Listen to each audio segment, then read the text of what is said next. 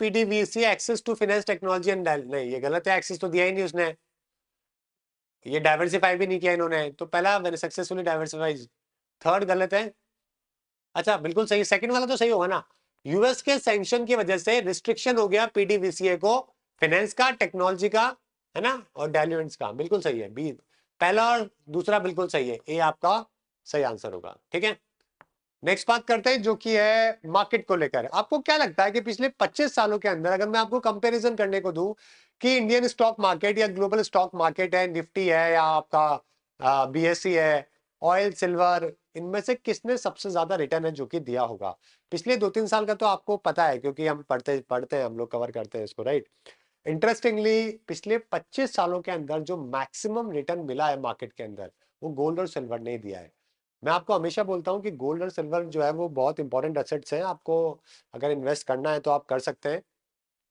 पहले भी मैंने कई बार आपको बताया इस बारे में, बहुत ही सेफ माना जाता है। और दुनिया जो है वो अनस्टेबल होती जा रही है, दुनिया जितनी इनस्टेबिलिटी की तरफ जाएगी, यकीन मानिए जितना वर्ल्ड का ऑर्डर, ठीक है, खराब होगा ना, डिसऑर्डर में जाएगा, जो कि जा ही रहा है, उतना ही हमेशा गोल्ड और साथ में सिल्वर की प्राइसिंग जो है वो ऊपर जाएगी। और आपको मालूम भी है दुनिया रुकने वाली नहीं है, दुनिया में कहीं ना कहीं लड़ाइयां चलती ही रहेगी। अब स्थिति ऐसे आ चुकी है कि क्लाइमेट भी चेंज की वजह से बहुत सारा डेवास्टेशन होता है। जब एक क्लाइमेट चेंज की वजह से किसी कंट्री जब का प्रॉब्लम होता है ना, तो उसका दूसरा कंट्री फायदा उठाने की कोशिश करता है, वो वहां पे इंटरनल टसल करवाना, कंट्रोल करना, कई तरीके से वहां पे एम्पावर करने की कोशिश करता है, जिसकी वजह से उन दोनों देशों की भी स्थिति खराब हो जाती है। बहुत सारे कारण है ग्लोबल डिसऑर्डर होने के, जैसे जैसे टेक्नोलॉजी बढ़ रही है, जैसे जैसे कुछ लोगों के पास में वेल्थ क्रिएशन बहुत ज्यादा बढ़ता जा रहा है, बिजनेसमैन जो है वो पॉलिटिक्स से और कई सारे देशों के इलेक्शंस को कंट्रोल कर रहे हैं, तो ये होना ही है। इसमें कोई आने वाले 10-20 साल, जब तक ये आने वाले, अब जो 21st सेंचुरी है ना, 70 साल, वो इसी के ऊपर है, इसी तरीके से होने वाले हैं। और गोल्ड और सिल्वर जो है बड़े लिमिटेड है ना, कंपनी के तो शेयर जो है वो आप बढ़ा सकते हो, कोई दिक्कत नहीं है, लेकिन गोल्ड और सिल्वर जो मेटल्स होते हैं ना, वो बहुत लिमिटेड प्रोडक्शन होता है और डिमांड एंड सप्लाई के ऊपर गेम चलता है। जब भी वर्ल्ड ऑर्डर डिसऑर्डर होगा, डिमांड बढ़ेगी तो उसकी रेट अपने आप बढ़ जाएगी, क्योंकि प्रोडक्शन लिमिटेड है। इसी वजह से पिछले 25 साल, यानी कि अगर आपने पिछले, मान लीजिए आपने 1 करोड़ रुपए आज से 25 साल पहले लगाया होता, तो ईयरली आपको 14% रिटर्न है जो कि मिलता। ठीक है, 25 साल का ऑन एन एवरेज है ये। सिल्वर की बात करें तो सिल्वर ने भी 14% दिया है, निफ्टी ने 11.7 और सेंसेक्स ने 11.5%। समझ गए? ओके, तो ये चार आपको 25 साल का ये पूरा लेखा जोखा है। इंटरेस्टिंग है ना?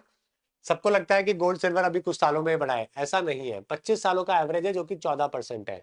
डोमेस्टिक गोल्ड प्राइसेस जो है वो पहले 4,500 रुपए हुआ करती थी 10 ग्राम के 1999 के टाइम पे। तो अगर आप घर में, अगर आपकी किसी की 2000 के टाइम पे शादी हुई होगी ना, तो आपने सिर्फ 4,500 रुपए, हालांकि उस टाइम पे 4,500 रुपए की वैल्यू बहुत ज्यादा हुआ करती थी, लोगों के पास होते नहीं थे, वो बात अलग है, लेकिन आज उस 4,500 रुपए 10 ग्राम, 1 तोला 10 ग्राम का, आज ये 1.4 लाख हो चुका है।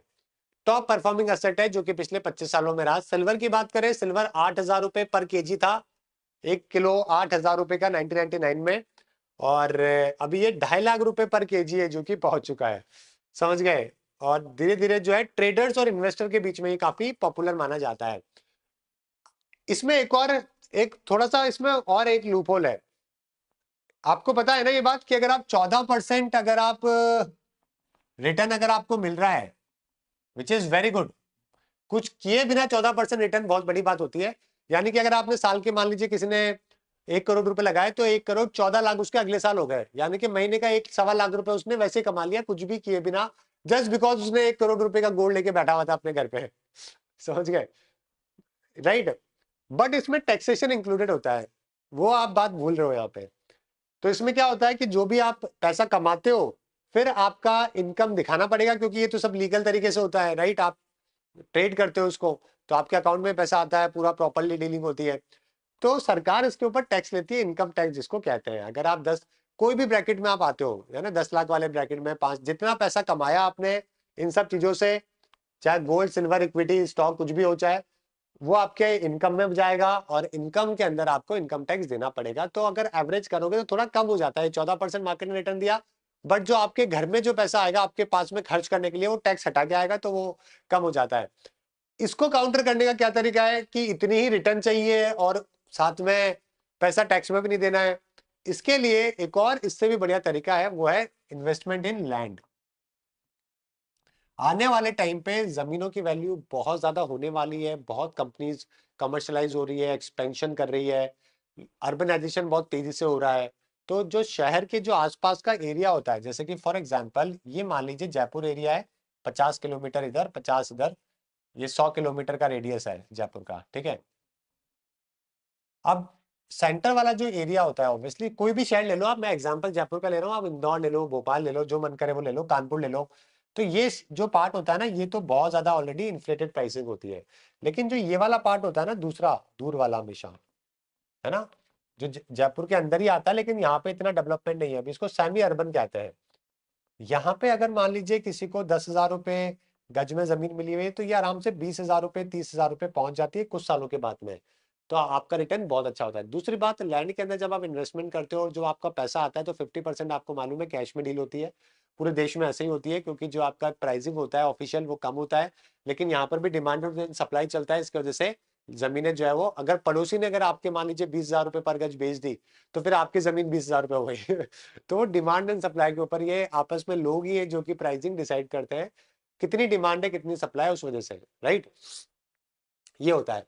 तो यहाँ पे लेकिन क्या है कि 50% आपका जो ट्रांजेक्शन है ना, वो कैश में होता है, तो आपको टैक्सेशन की ज्यादा चिंता नहीं होती है।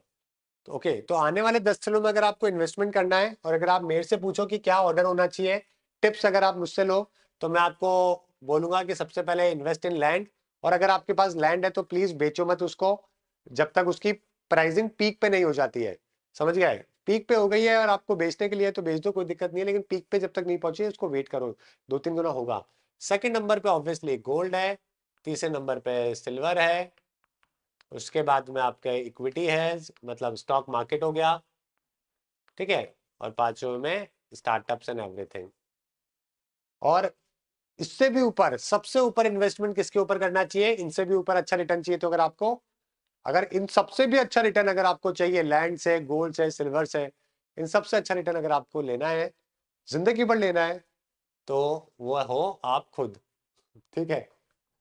अपने ऊपर इन्वेस्टमेंट करना चालू करो, आपकी मेंटल हेल्थ, आपकी नॉलेज, आपकी फिजिकल हेल्थ, ओके, एआई, इन सब के ऊपर आप इन्वेस्ट करो, सीखो। अगर आप अच्छे रहोगे तो ये सब चीजें अपने आप हो जाएगी जिंदगी में। तो सबसे बेस्ट, पूरी जिंदगी का सबसे अच्छा जो इन्वेस्टमेंट होता है, वो आप खुद के ऊपर इन्वेस्ट करना होता है। समझ गए? जो लोग नहीं समझते हैं, पता नहीं, आई डोंट नो, मतलब लोगों को पता नहीं इतना पैसे का लोग क्या करेंगे, खुद पे ही कोई इन्वेस्टमेंट ही नहीं करना चाहता है, और उससे बढ़कर कुछ है ही नहीं, मतलब।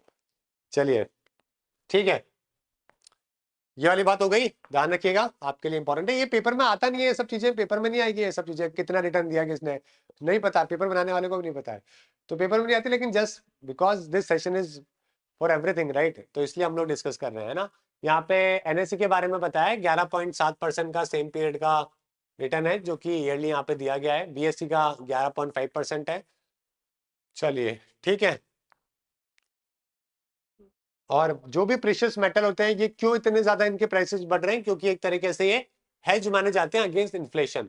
अगर आपको महंगाई को कंट्रोल करने के लिए एक तरीके से ये सबसे इंपॉर्टेंट टूल है जो कि माने जाते हैं। ग्लोबल अनसर्टेनिटी के टाइम पे इसका बहुत बेनिफिट मिलता है। करेंसी डेप्रिशिएट होती है, जब जैसे कि रुपये डेप्रिशिएट हो रहा है, तब भी लोगों की अट्रैक्टिवनेस गोल्ड की तरफ काफी बढ़ जाती है ना। इक्विटी रिटर्न जो है ना, वो बिजनेस साइकिल से इंपैक्ट करते हैं, मार्केट की वॉलेटिलिटी, ग्लोबली अगर कुछ भी होता है तो भी इंपैक्ट करते हैं, कोविड में हमने देखा ही था। ऑलराइट, चलिए, ठीक है, बाकी तो कुछ खास है नहीं।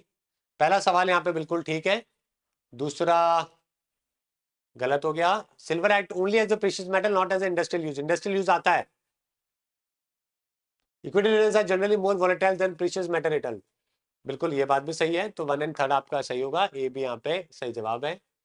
ठीक है, नेक्स्ट बात करेंगे, जो कि कल मन की बात में संडे के दिन जो है काफी अच्छे टॉपिक के ऊपर डिस्कशन है, जो कि मोदी जी के द्वारा किया गया, वो है हमारे यहाँ पे जो एंटी माइक्रोबियल रेसिस्टेंस को लेकर है ना, ईएमआर को लेकर। आज के टाइम पे आपने घर पे देखा होगा, अपने घर में भी बहुत कॉमन होता है, सभी डॉक्टर होते हैं, सिर दर्द हुआ नहीं कि गोली निकाली और खा ली, कुछ पेन हुआ नहीं कि गोली निकाली और खा ली। मतलब मैं तो मेरे घर में बचपन से देखता हूँ, जैसे मेरी मदर है, मेरे फादर है, मतलब कॉम्बो फ्लेम तो उन्होंने ऐसे लिया है जैसे कि कोई